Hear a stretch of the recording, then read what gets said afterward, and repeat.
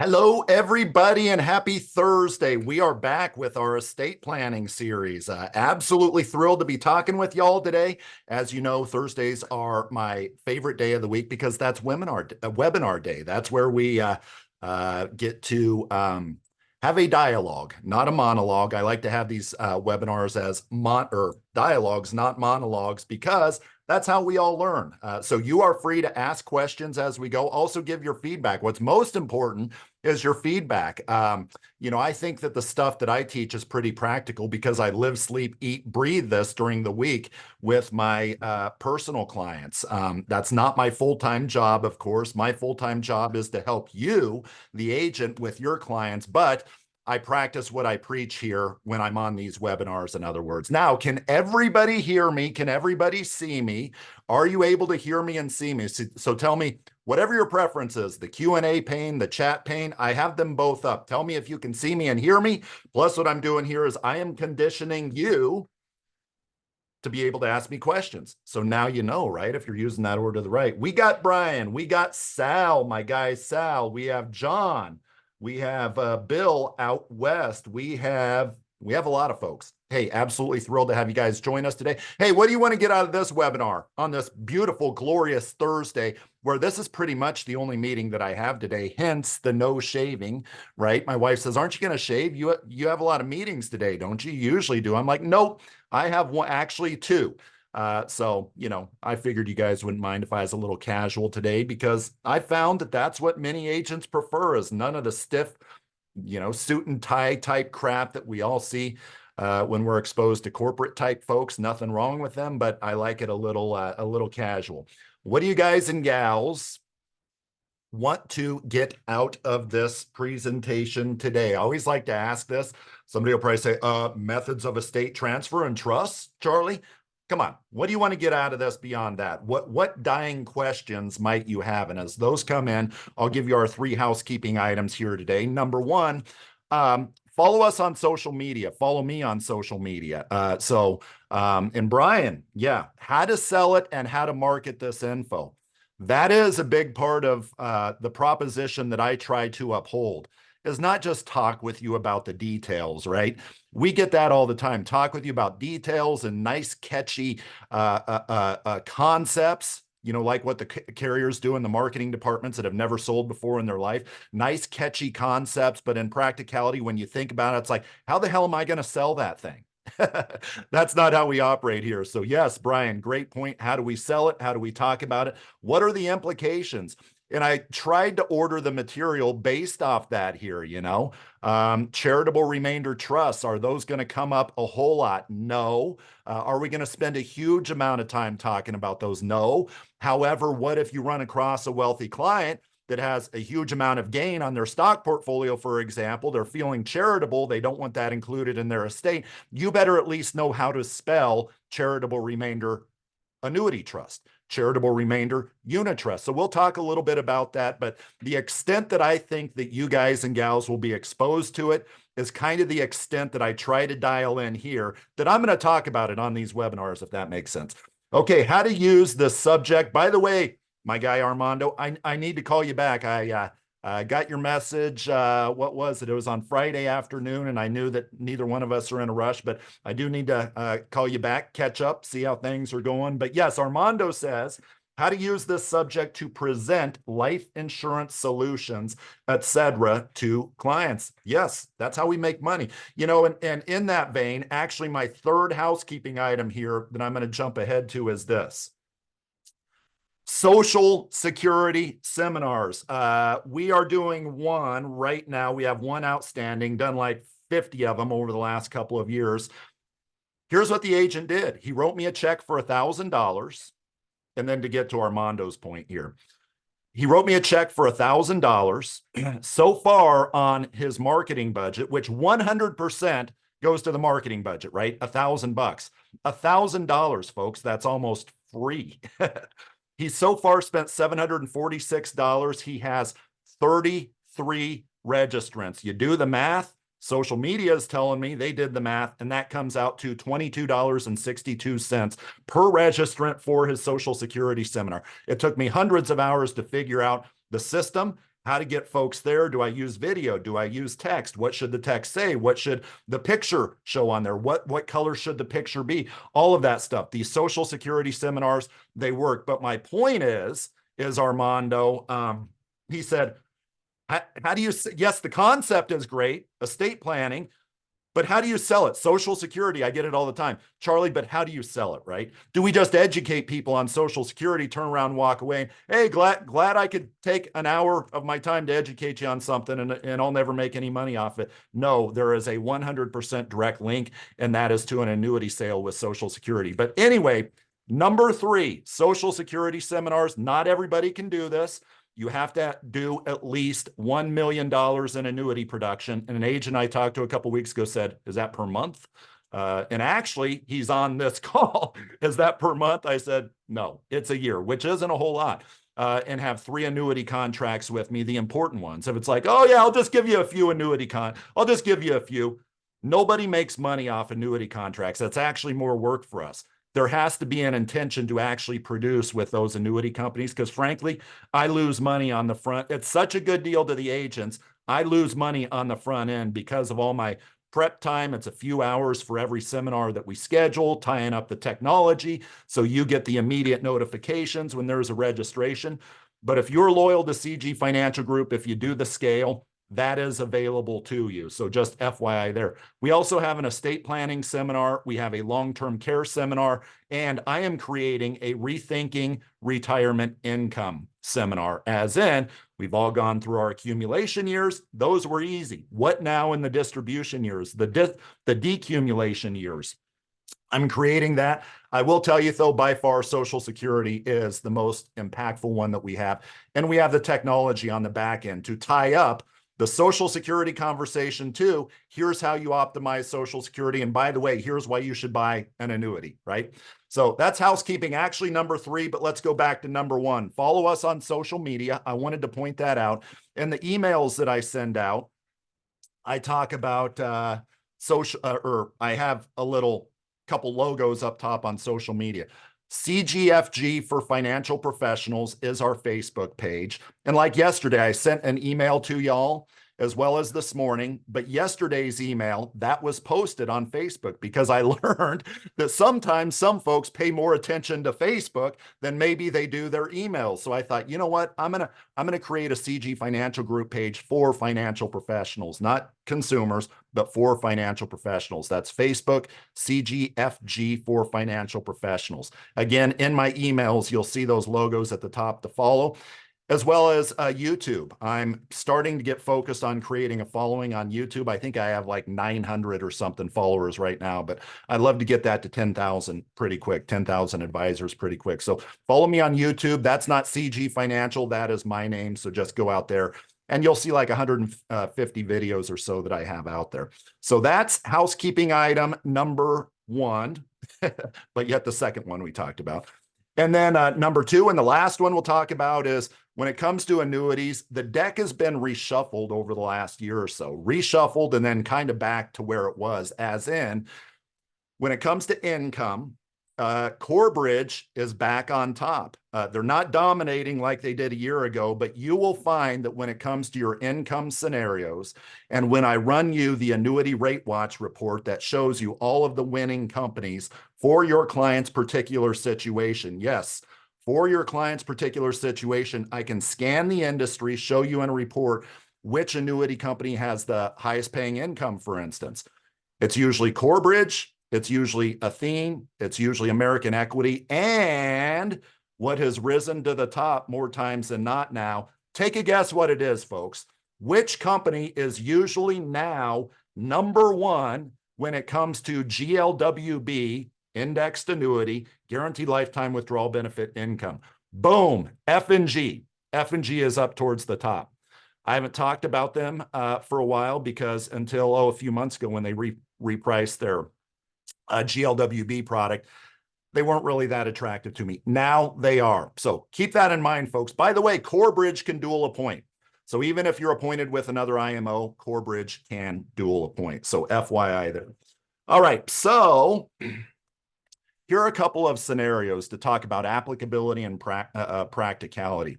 as we talk about estate planning, whether social media or whatever, I came across three different scenarios here recently. Number one is this. What product might you sell? What product might you sell if somebody passes, well, the real situation.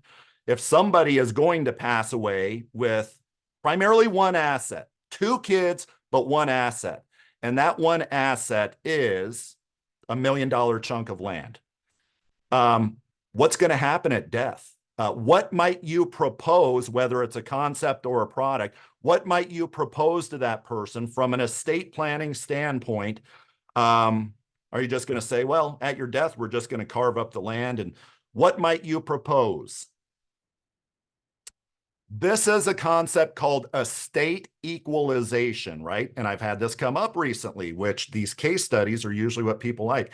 Estate equalization. A farmer, yeah, he had some more assets, but not much more. Two kids. What's going to happen when I pass away? One kid doesn't want anything to do with the land. Another thing is when you start partitioning land up, it can get less valuable. I want to keep it as one chunk of land. It's called estate equalization. And usually with underwriters, you can justify estate equalization as a purpose for $1 million life insurance policy, for example, for that other person, right? So estate equalization and life insurance sales is a concept. Also, I came across somebody a couple years ago, but I was just going over some estate planning stuff, and it had to do with family limited partnerships, right? The problem with a business, say a farm, I'm here in Iowa, we have a lot of farms. The problem with a big farm can oftentimes be, okay, well, I have two different kids working in the farm. How is that going to be divided up when I die? I have to die kind of in order for that to be divided up. Or do I just gift the entire farm to one of the kids? Is there a way I can gift it to both of the kids? There is a way that when you think of these issues of owning a huge, huge asset, especially when there's an estate tax issue, is how can you divide that up? Land, you can't divide that up. A business, you know, how can you divide that up? And that's where there are business structures, which is, that might be part 4. I don't know yet. That might be estate planning part 4. There are business structures, right? What if you had a way to make that farm a gazillion shares, for example, a gazillion shares? You can divide up a gazillion shares a gazillion different times, right? What am I talking about? I'm talking about maybe ownership in a family limited partnership. And shares in a family limited partnership, those can also be gifted from me, the dad, to the two kids, to the tune of how much can I gift to my kids this year without hitting any gift tax radars? How much can I gift in shares of a family limited partnership, for example, of that farm that previously was illiquid, right? $18,000 a year, right? Well, maybe it's me and my wife that own it. Then that's $36,000 per year each kid, you know? So you get some of the estate planning things that A, I've run across here recently, but B, we'll learn more about there. So, but the first thing I wanted to talk about was, yes, the state equalization. Here's another thing. Let's say instead of me owning a $20 million life insurance policy, let's say that I said, you know what? What if I just have my kid? Let's say my kid is 30. He's not. I'm only 46. Well, I guess that's doable, right? I'm only 46, but let's just say my kids, I digress there. I'm not going down that path. Let's say that my kid's 30, a responsible kid, and I say, you know what? I want to gift you the premium for a life insurance policy that's going to be on my life, and you're going to be the beneficiary. So Seth, my 30-year-old kid, hypothetically, he owns the policy. I am the insured. He is the beneficiary. When I die, is that included in my estate? That gazillion-dollar life insurance death benefit, is that included in my estate? When I die, and there's the death benefit paid out to him, obviously, is that included in my estate? That's right. Greg, No, you're wrong, Greg. My brother Greg, nice to have you on. Um, Seth's the owner. It's a part of his estate now. So even though I die, and people get confused over this, right? It is the owner of the asset whose estate that refers to. Why are you talking? What does this have to do with anything, Charlie? Think trust ownership of assets. Think, should Charlie own? And that asset can also be life insurance, right? Should Charlie be the owner of that life insurance policy if he's trying to avoid estate taxes? Well, heck no. Well, okay, Charlie, but then if that works with Seth, why do we need irrevocable life insurance trusts? Because effectively, what you just talked about, Charlie, is what an irrevocable life insurance trust would do, right? Get it out of your estate. You've gifted the premium to Seth. He pays for the policy himself. He ultimately gets that free of any estate taxes when the exemption goes down to $6 million, $7 million. He's gotten that free and clear. Well, my point there is not that that's a better alternative to an irrevocable life insurance trust. Make no mistake, there are a lot of downsides to that strategy I just talked about. Maybe Seth gets sick of looking at that death benefit and saying, you know what, I want some money now. Let's just cash out the cash value of the policy. So there are all kinds of moral issues with having that happen. But my point there is just to kind of educate you on, it is the ownership of these policies that really matter, even though I'm the insured. Now, that doesn't mean that so if you're ever wondering why underwriters can be very particular, what's the insurable interest, the owner of the policy versus the beneficiary versus the insured? That's why insurance carriers underwriters can be very particular on that, just because of the games that you can play with you owning the policy and having somebody else be the insured. But obviously in that case with my son Seth, that can be easily justifiable. One more example, and then we're going to get into the trust and the methods of estate transfer here. This came up on social media, and it was this: annuity death benefit. And I opined on it, and a lot of people didn't realize this. I mean, it got a huge amount of traction. It wasn't my post, it was somebody else's, but I thought it was relevant to this call. And it went something like this. A dad just died. He owned an annuity policy. The mom is the primary beneficiary. The son is or actually son one is the primary beneficiary, let's say. And son two is the contingent beneficiary. So dad died, son one is the primary beneficiary, son two is the contingent beneficiary. Now, first of all, with all that being said, when dad died, who should that annuity, the death benefit, who should that go to?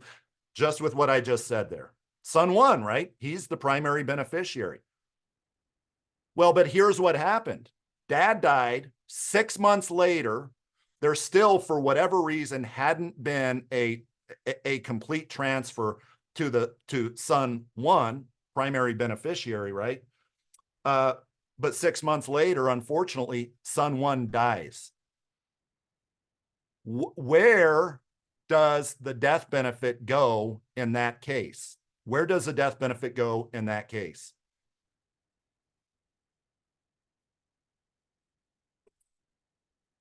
Son one's estate. Son one's estate. Then what's the purpose of a contingent beneficiary? And my point here is when somebody dies, that should be the first thing on your list to get out there and accept those funds, create a new annuity for that beneficiary, right? Here's the purpose of a primary beneficiary and a contingent beneficiary. If the primary beneficiary predeceases dad, then who is the one that's ultimately going to get that money? It's going to be the second son. Did the primary beneficiary predecease dad? No, that son actually outlived his dad. That son and that son's estate certainly outlived his dad. That son's estate outlived him and his dad. So guess who's getting that money? It's probate. It's probate through that first son's estate, and second son isn't getting anything. Now, actually what the deal was here was, actually the real scenario was, I think that possibly somebody may have been disinherited, right? Because it was dad and it was actually the dad's wife The dad's wife, the primary beneficiary, died like 6 months later, right? So instead of it going to the son, it went to the spouse, it went to her estate, right? What if it's a stepmom situation there? What if that son was not her son, right? Is that kind of a way that maybe he disinherited his son? Absolutely. Absolutely it is. All right. Wouldn't it be more suitable for son one to have become a joint annuitant at time dad died? Son one become a joint annuitant. Well, it would have been more suitable. Wouldn't be a joint annuitant because the dad's already gone, obviously. But for son one to basically take on his own policy is what it would be. What are the options for son one? Well, is it non-qualified money, right? If it's non-qualified money, he could do a non-qualified stretch, right? If it's qualified money, then son one could have taken over the annuity. And what period of time does son one have to cash out that annuity? What period of time? It's a 10-year period of time. And I know we're switching back and forth from the spouse to the son situation. But in short, when somebody passes away, make sure you get on it pretty darn quick. So we talked about this in a previous webinar here, that there are really kind of 3 different tax regimes that we talk about here. Number 1 is income tax rate, and this applies to estate planning as well. Income taxes. What happens when one dies with an annuity and there's gain in that annuity, or it's a qualified annuity? Well, the next generation is going to pay income taxes on the gain on a non-qualified annuity, or the entire amount if it's a qualified annuity, right? So estate planning includes income taxes. It includes capital gains taxes. Here's a question to refresh, because I want to refresh the last 2 seminars, and then in about 5 minutes, we're going to get into the nitty-gritty here. But these are points that I want to repeat. Many of you have clients, right? And you realize that those clients, you have to repeat it for them to really sink in. Somebody dies with $1 million in stock that they bought 30 years ago. What they paid for that stock was $200,000.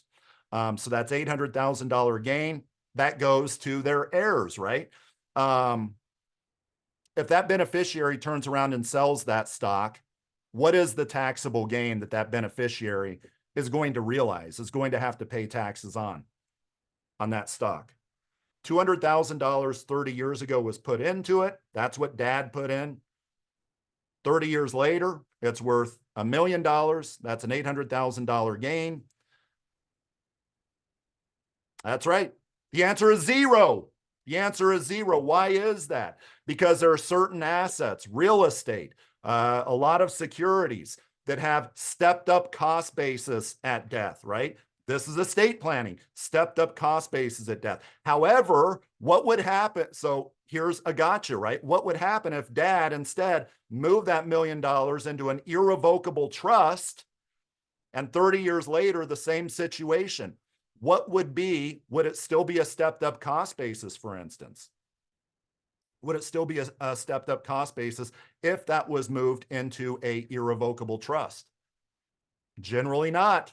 So there are gotchas to take into consideration. Well, but the irrevocable trust may avoid estate taxes, but there's no stepped up cost basis when we look at capital gains taxes.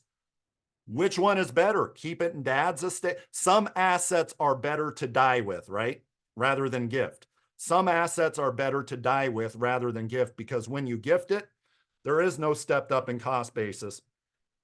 Once that person that gets the asset wants to sell it. So there are positives and negatives here to a lot of these strategies. So income taxes, capital gains, and estate taxes. As we talked about, 2026, this exemption, which this year, estate taxes, is 13.6 million, meaning 27.2 million for a couple. That's going to drop, or it's scheduled to drop, I should say. It's hard. I'm not prognosticating anything with our government the way it is. But here is what I do know, folks. What I do know is this. Let's say a consumer comes to your office and says, hey, I need help budgeting. Can you help me budget? You say, okay, what's your income look like? What's your debt look like? And this consumer says this. This consumer says, well, so I make around $480,000 per year. Is that good? Yeah. $480,000 per year. But I spend around $600,000 per year. Is that good? No, it's not. They are spending $120,000 more than, of which that is largely to service their debt. That $120,000 is what it costs for them to service their debt. They're spending $120,000 more than they're bringing in. They're bringing in 480. They're paying 600,000. They're spending that, of which like 100 grand is to service their credit cards, to service their mortgage, to service this, to service that. So you ask them, how much is your debt? And they say, well, we're about $3.4 million in debt. We're about $3.4 million in debt. And by the way, we have other IOUs out there that are around somewhere around $10 to $12 million. What did I just explain there, folks? Anybody know what I just explained?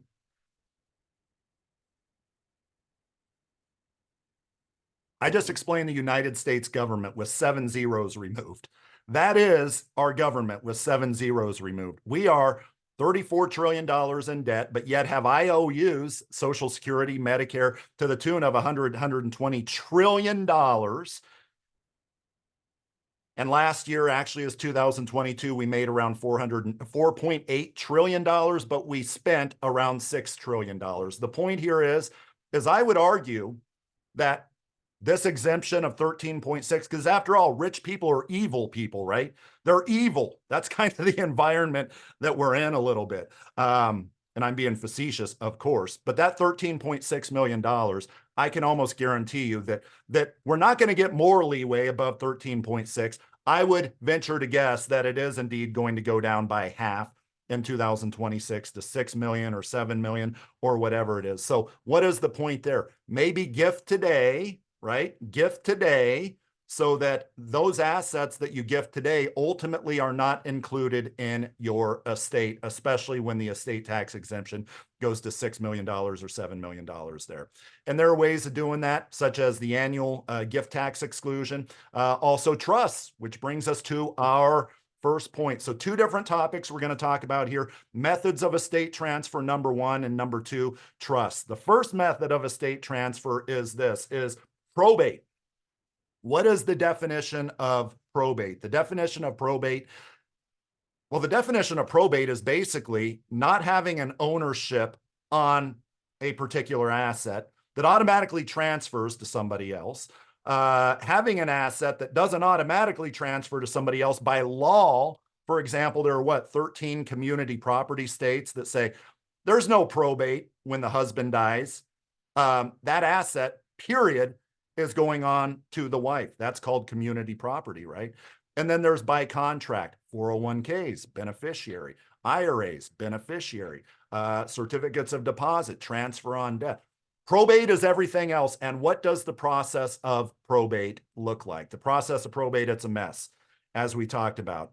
Here's a definition that I put there that we talked about earlier. But here is a process of probate. So, and I wrote an article on it. If you'd like me to send you that article, you can send me an email and I'll send you the link. It's on the website. Some of you have already seen the article.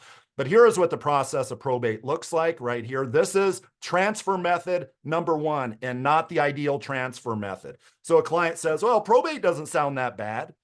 Why would I not go through probate? Why would I listen to you, Sal, about how you have this relationship with an attorney and how I should put together the perfect estate plan, a revocable trust? And I'm a little facetious when I say perfect. Nothing's perfect, right? A revocable trust, a pour over will in case anything was excluded from that revocable trust. That pour over will says, make sure you distribute my assets per my revocable trust, as well as a durable power of attorney, kind of the perfect estate plan. I don't need to listen to you, Sal, and your relationships with your attorneys. No, why not just go through the probate process? Well, here's why. Because number 1, your heirs have to hire a attorney once you pass away. And in the state of Iowa, that is a requirement. Attorneys cost money. Number 2, the process is that attorney will then open up a probate estate at the courthouse or whatever, right? Then there's a newspaper article that's published that is a notice of petition for probate. What is this? This is Charlie Gipple has passed away. Creditors, come and get your money if he owes you anything. Come and get your money. Well, it's not like you just publish that article and then go through the process and pay out the money to the heirs per the will, and boom, it's done.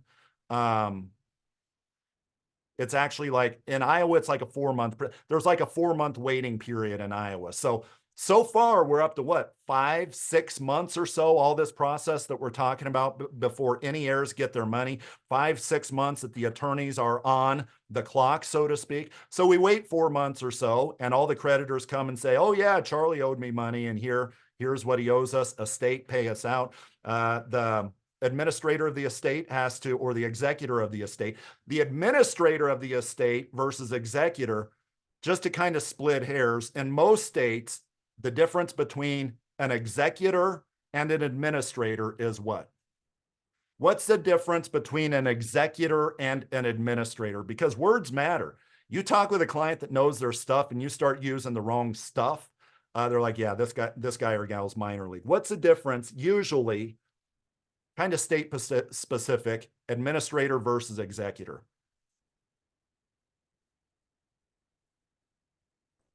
Usually, the administrator is kind of what the courts call, that's right, Ben, boom. Administrator is court appointed, right? So what is the definition of dying without a will? What's the definition of dying without a will? The definition of dying without a will is intestate. If you die without a will, do you have an executor that was named in a will? No, you don't have a freaking will.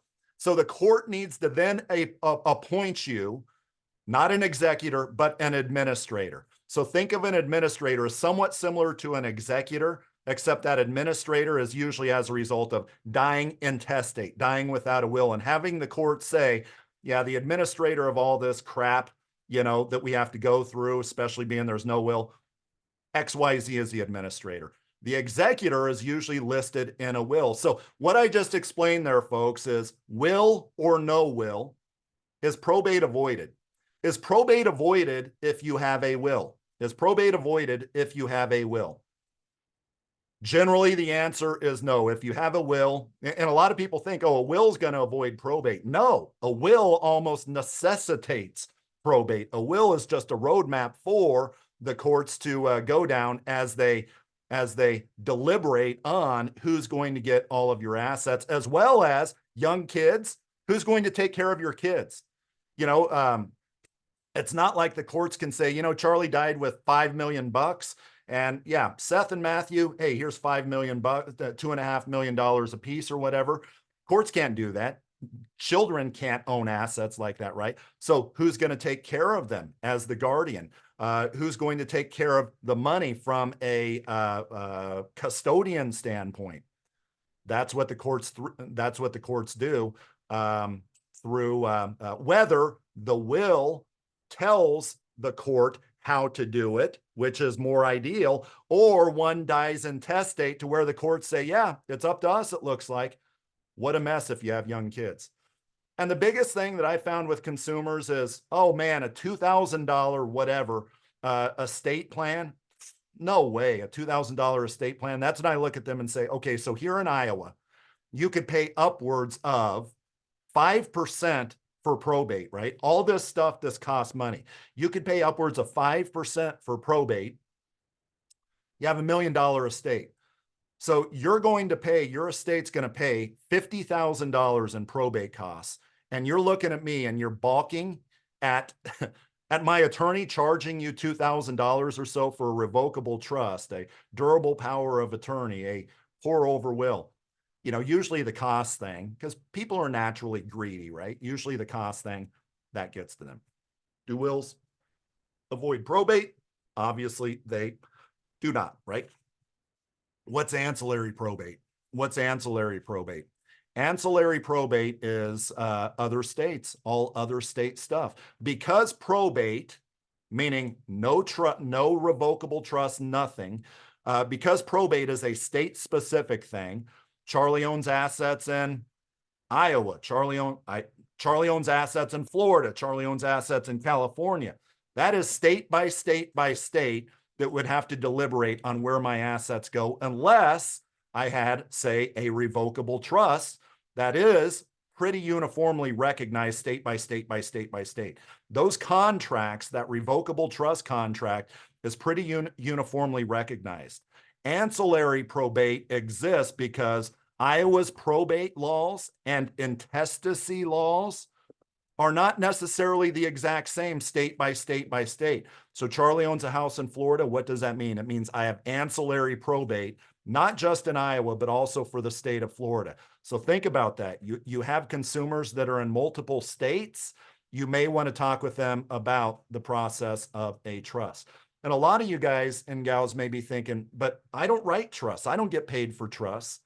If you have ever sat with that consumer who trusts you because you've educated them on all this stuff, if you've ever sat with that consumer while they're talking with the attorney about what should be included in the trust, what the trust should say, you know what I'm talking about here. You know the power of you and the attorney partnering together to protect that consumer's assets with probate. You have basically, they'll throw the information at you because the consumers don't want to work with attorneys, right? So if you work, they don't want to work with, heck, I don't want to work with attorneys, but I do because I know that the consumers don't want to work with the attorneys, and I'm kind of the buffer. I'm the middleman there. And I'm also the one that when the attorney is not answering the phone calls, that I get them to answer that consumer's phone calls. And as a result of all this, I have the client that kind of views me and the attorney one and the same, right? So the assets, the recommendations that I make, they're like solid gold when I partner with those attorneys. And I'm interviewing another attorney next week because frankly, the attorney I'm using right now is not answering calls when he should. And I don't trust my clients with that. So I'm interviewing actually a couple more next week. I'd encourage you to do the same thing. So that's number one. So 4 different methods of estate transfer, probate, not ideal. But number 2 is this, is ownership titling. Say like if I own an account, a bank account, I own a bank account with my neighbor, heck, somebody completely unrelated. And if I own that bank account as joint with rights of survivorship, is that going to avoid probate? Joint with rights of survivorship, is that going to avoid probate? Well, of course it is, right? Of course it is. What if I'm in business? What if I own a rental property with somebody and the ownership on that rental property or rental business for that matter is joint with rights of survivorship? Am I the automatic beneficiary should that person pass away? Absolutely. It's pretty much as ironclad as what a beneficiary would be, for example, right? But also trusts, in the ownership titling thing, it's almost equivalent to operation of law or third thing, right? Because when you're the owner of something, then by law, you own it. So there's a little bit of an overlap there. Trusts, you have revocable trusts, you have irrevocable trusts. For the most part, both of those trusts, whether revocable or irrevocable, they avoid probate, assuming the beneficiary in the trust is not the estate of a person. I remember when I first got started in the annuity business back in 2000. For some reason, I remember this conversation well. And I was at American Equity. So I started out on the ground floor of American Equity. And I would take inbound calls from agents, answer product information and all that stuff. And this is kind of my first exposure to probate and how do annuities avoid it, as well as other stuff. But this agent called in who was mad. He was, Charlie, this brochure right here says that annuities, and I don't know much about them, but I'm trying to learn. He says, this brochure right here says that annuities may potentially avoid probate. Now, what the hell do you mean by that? I said, well, they avoid probate, this process, this long process that the heirs would otherwise have. No, I'm talking about, what do you mean by may? Annuities avoid probate, period. Guys, gals, do annuities and life insurance avoid probate, period. When might an annuity or a life insurance policy not avoid probate? When might they not avoid probate? Well, I just talked about an example earlier where the primary died and then the contingent, was still alive. That's going through probate because it's the estate that money is paid out to, right? If you name the estate of XYZ as the beneficiary for a life policy, it's going through probate. This is a good one. Yes, Brian, pay out to minor. If yeah, that's a good one. And a lot of people do this. Seth and Matthew, my two kids.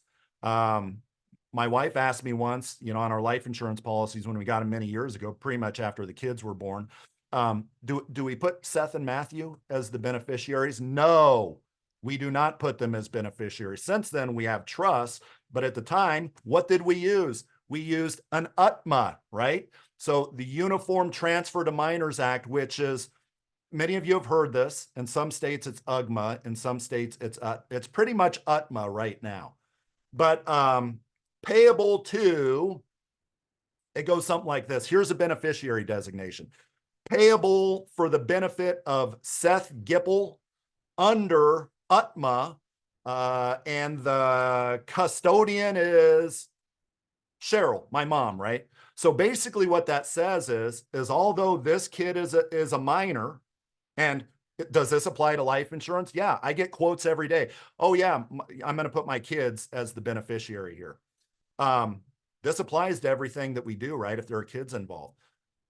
UTMA is this, that Cheryl, my mom, should I pass away, is going to take care of the money, watch over the money for my kid who is 16 years old and 13 years old, at least until they hit the age of majority, and then it's their money. You don't do that, and to the point of Brian here, you just pay it out. Seth Gipple, Matthew Gipple, what happens? It goes through probate, and the probate judge determines who that guardian is, who that custodian is, that I otherwise should have put in the beneficiary section, or better yet, had a revocable trust and a will that indicated all of that stuff. Does that make sense, folks? Good, good. So there are obvious benefits of trust, and we're going to get into the trust here: tax planning, charitable planning, transfer outside of an estate. A irrevocable trust is a completely separate entity. Think of it as a separate business. Here in Iowa, we have Casey's Convenience Store, not far from my office here. If I transfer my assets to Casey's, to use a stupid example, are those assets included in my estate? Heck no, it's somebody else.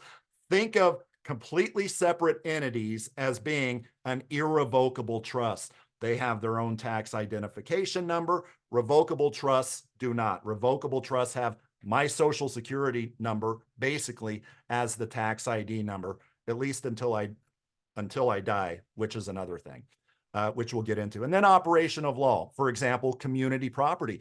Now there are some complex estate planning stuff here as well. So, let's say that I and my spouse own something. I don't want to get over my ski tips here because state variation stuff. Let's say that me and my spouse own something that is joint with rights of survivorship. Joint with rights of survivorship. It's a highly appreciated asset. We own it joint with rights of survivorship. So forget community property for a second. Let's just say that we own it joint with rights of survivorship, me and my spouse, and we're in a community property state. And there can be variations here, so kind of take what I'm saying with a bit of a grain of salt. When I pass away, so she owns 50% of that, I own 50% of that. When I pass away and she gets my 50%, joint with rights of survivorship, does she get a stepped up cost basis? Does she get a stepped up cost basis?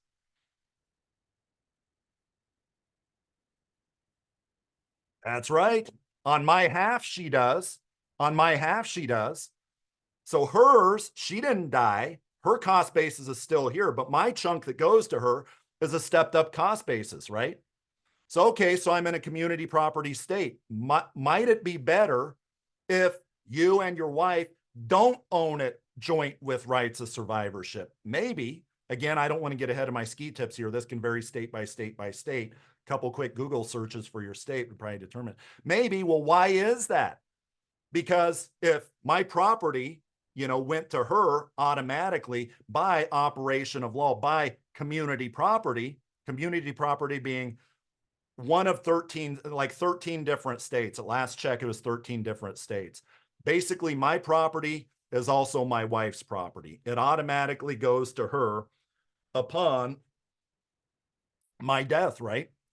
Well, how does that cost basis get treated? Well, as you can see here, not having the joint with rights of survivorship structure may be the way to go, because she would get a full stepped up cost basis if she otherwise got that property via community property, via operational law, rather than that ownership titling. And that is exactly why I separated out operation from of law versus ownership titling, because of that difference there. I have folks in Arizona, which is a community property state. So, you know, there are some intricacies there as you, well, get really intricate with the clients. Then, of course, what we love, by contract, which again is kind of law, right? If you're a beneficiary on an IRA, no probate. If you're the beneficiary on life insurance, no probate. Bank accounts, transfer on deaths and payable on deaths. I'll say this, I see a lot of blanket statements. That certificate of deposit that you have, Mrs. Client, that doesn't avoid probate. Most of the time it does. Most of the time they do.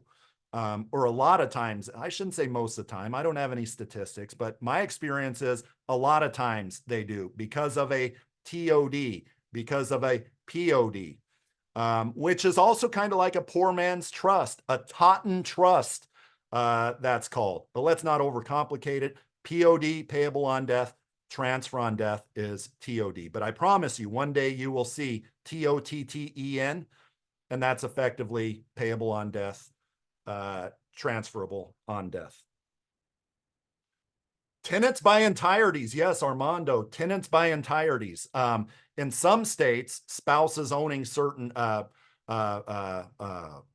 in some states, basically, yes, you and your spouse can own something, tenants by entirety. And I believe, Armando, I would need to check, but I believe that that is also a stepped up cost basis and also avoids probate. Yeah, TBE. I think California have TBE? I don't recall. All right, so let's get into a trust here, and then in 12 minutes, we may continue this, part 2 of the trust thing, which is what I always do. I have about a gazillion PowerPoints, and I go until we run out of time. Then I say, hey, let's continue this for the next time. All right, so here's a trust. My definition of a trust: it's a legal arrangement where one party, known as the settlor, these are the same, effectively, settlor, trustor, or grantor, give assets to a second party, a trustee, so that trustee can manage those assets for the beneficiary of the third party. 3 parties in trust, the beneficiaries of the trust. So again, 3 different entities there: settlor, trustor, grantor. And then the second one is trustee. The third one is beneficiaries. And there's something called a fiduciary relationship. We know what this is. Let's just say I had a close relative die, and there was a trust involved, and I knew somebody that was not doing what was in the fiduciary best interest of the beneficiaries, and he heard it from me. He heard it from me, you know, and he didn't know the first thing about estates and what's fiduciary, all that stuff. I educated him on what a fiduciary was. And a fiduciary is not giving property to friends that are completely unrelated, where that property should otherwise go to beneficiaries. Crazy stuff, right? Anyway, that was an interesting experience for me. Now, trust concepts before we get into this. So there are some core tenets, some core concepts when you think of estate planning. And one is this. Let's say we talk about 2026, right? And let's say that I transfer. Let me define this first, and I'm going to give you the example. Retaining interest in property transferred to the trust can make it still a part of your estate. Meaning, if I have strings attached to something, did Charlie really effectively transfer that asset? Yes, for purposes of avoiding estate taxes, but is the IRS going to allow that? No. If Charlie can still control it, then heck no. So are there strings attached to the trust by the grantor? So for instance, let's say that I have this trust, and heck, let's just say that I'm the trustee of the trust. and I'm going to transfer a gazillion dollars in property to that trust. Let's say the beneficiary is whoever, my kids or whatever. If I'm able to do this and that within that irrevocable trust, do you think that the IRS is going to allow that to be treated as if it is outside of my estate now once I pass away? Heck no. If there are strings attached within trusts, and there's a big long definition of what are strings. Do you have the ability to manage the investments in the trust? Do you have the ability to change beneficiaries of the trust? And the list goes on and on and on. If there is a retained interest from me, the grantor of the trust, still with the trust assets, retained interest is something that you need to be aware of.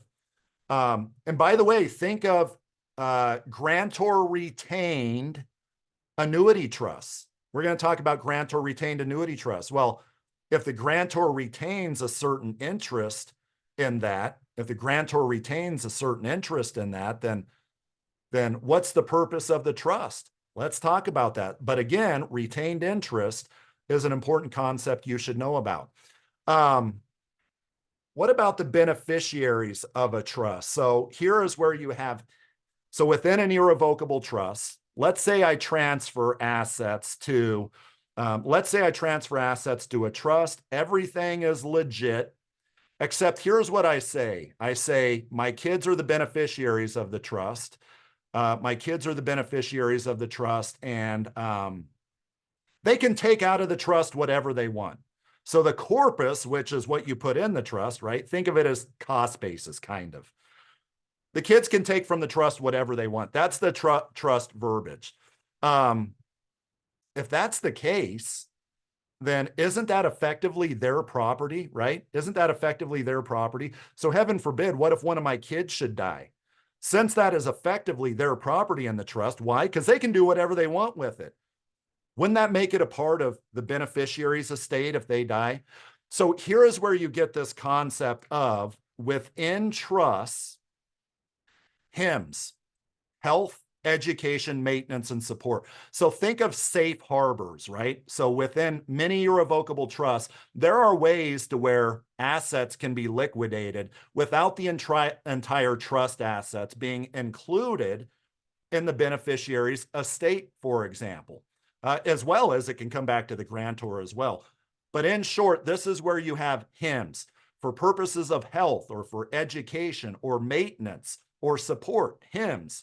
The trustee has the ability to distribute certain funds to the beneficiaries, right? And that is kind of a safe harbor that the IRS has, the tax law has, when it comes to, yeah, you can distribute some, but not too much. And you will still have the advantageous, well, tax advantages that you're trying to do with the trust by abiding by HIMSS and no more than HIMSS. Well, another concept is what about 5% of the value of the trust, 5% of the value of the trust, or $5,000, right? Maybe whichever is greater. That is kind of another threshold to where assets can be distributed to people. Armando, yes, HIMSS. And if you Google it, you'll see this out there. So this isn't just Charlie thinking of really fine points to flex my intellectual muscles. This will come up. Health, education, maintenance, and support, as well as either 5% of the trust assets or $5,000. That's another kind of safe harbor. To where if the trustee does these things, they're not imploding the plan. You know, the beneficiaries, there are not adverse ramifications, whether it's to the beneficiaries or to the grantor, because we want to make sure that in an irrevocable trust, those assets are considered not the beneficiaries, not the grantors, right? So you have these safe harbors here. Remainder interest. So let's say that I transfer to a trust.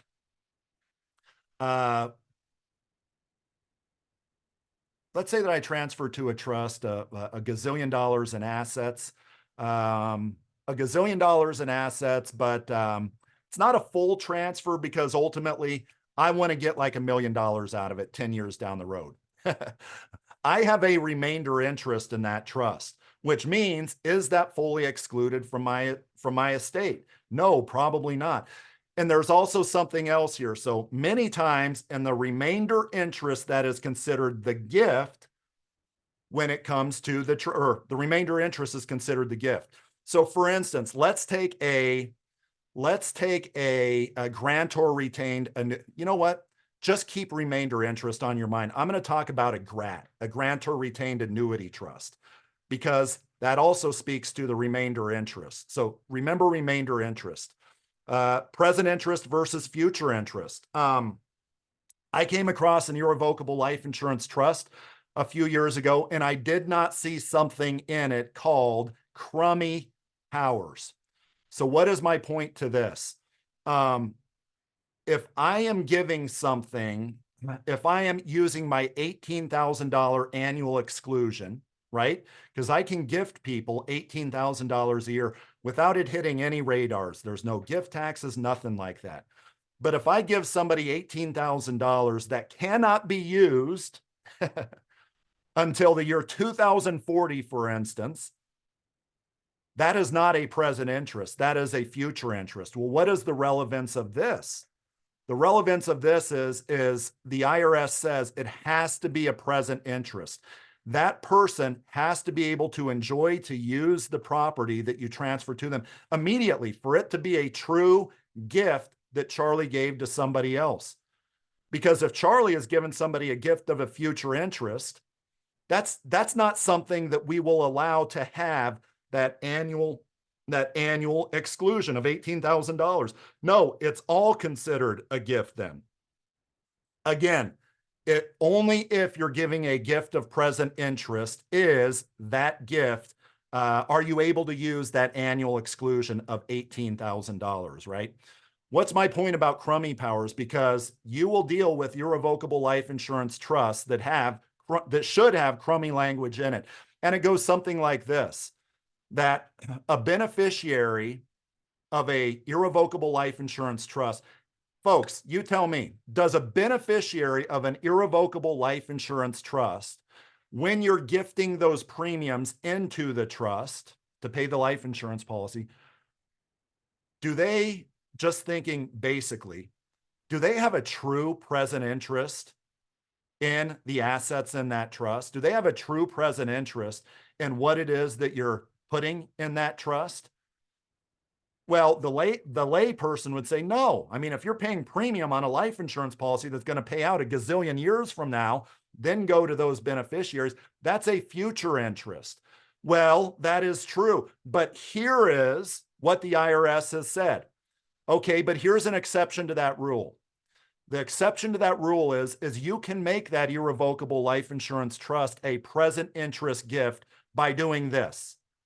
If you, the grantor, give, say, $18,000 to the trust, and if that trust writes a crummy letter every year to the beneficiaries saying, hey, for a 30-day period of time, you can take this money out of the trust. You can take this $18,000 out of the trust.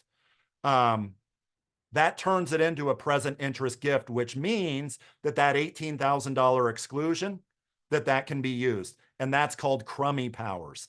And there are also crummy trusts, by the way. Those crummy powers are important if the grantor wants to use that $18,000 annual exclusion, right? Crummy powers. This trust that I talked about a few years ago did not have crummy powers. We brought it to the attention of the lawyer and they fixed it. So here's where we're going to continue next week's right here. The types of trust. We're going to go into this next week. Revocable versus irrevocable. Living versus testamentary. What's a grantor versus a non-grantor trust? Then I talk about trust tax rates, which are huge. Look at this. So if a trust retains its income year after year after year after year, has investments that are generating income, it only takes $14,000 for a trust to be in the highest marginal income tax bracket, right? 37%, to where us non-trust folks, it's hundreds and hundreds of thousands of dollars. So what does that have to do with anything? That's what we're going to talk about next week. We're also going to go into Bypass trusts, also known as credit shelter trusts. We're going to talk about eligibility for Medicaid. We'll talk about irrevocable life insurance trust, CUPERTs. You have a client that has a gazillion dollars worth of house. What can they do?